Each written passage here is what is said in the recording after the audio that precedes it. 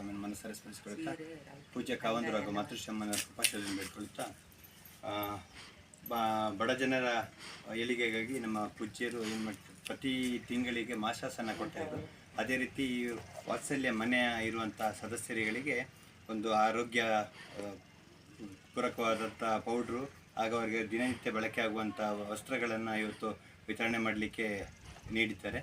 ಈ ಒಂದು ವಿತರಣೆಯನ್ನು ನಮ್ಮ ನಾರ್ಗೋನಹಳ್ಳಿಯ ಸದಸ್ಯರಿಗೆ ಇವತ್ತು ವಿತರಣೆ ಮಾಡಲಿಕ್ಕೆ ಅಂತೇಳಿ ನಾವು ಬಂದಿದ್ದೇವೆ.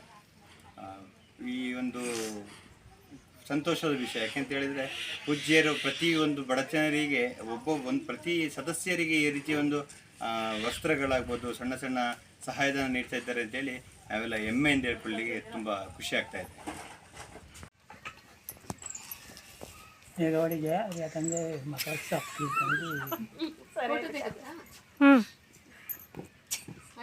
ಹಂಗೆ ದುರ್ಯೋಧನ ತಂಗಿತೀರಪ್ಪ ಒಂಚೂರು ಮಾತನಾಡಲ್ಲ. 15 ಸೆಕೆಂಡ್ ಸಾಕಾ?